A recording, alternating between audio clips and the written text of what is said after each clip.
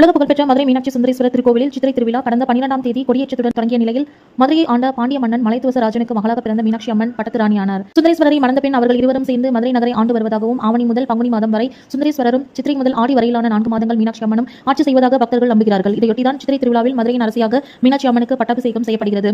இந்நிலையில் சித்திரை திருவிழாவின் முக்கிய நிகழ்ச்சிகளில் ஒன்றான மீனாட்சி அம்மனுக்கு பட்டாபிஷேகம் விழா கோவிலில் உள்ள அம்மன் சன்னதி ஆறுகால் பீடத்தில் வெகு விமர்சையாக நடைபெற்றது. முன்னதாக சிறப்பு அலங்காரத்தில் எழுந்தருளிய மீனாட்சி அம்மனுக்கு மங்கள வாத்தியங்கள் முழங்க ராயர் கிரீடத்திற்கு சிறப்பு பூஜைகள் நடத்தப்பட்டு ராயர் கிரீடம் அம்மனுக்கு சாற்றப்பட்டு திருமலை நாயக்கர் வழங்கிய செங்கோல் வழங்கப்பட்டது. இரவு 7:45 மணிக்கு மீனாட்சி அம்மனுக்கு ராயர் கிரீடம் எனப்படும் வைர கிரீடம் சூட்டி கோலாகலமாக விழா நடந்தது. தொடர்ந்து நவரத்னங்கள் பதித்த தங்க செங்கோலும் வழங்கப்பட்டது. அம்மனுக்கு மீன் கொடியும் வழங்கப்பட்டது. இளம் சிவப்புடன் கூடிய நீல நிற பட்டுப்புடவையில் காட்சி தந்த மீனாட்சி அம்மனுக்கு பரிவட்டம் கட்டி வேப்பம்பூ மாலையும் அணிவிக்கப்பட்டது. அம்மனுக்கு சிறப்பு தீபாராதனையும் நடந்தது.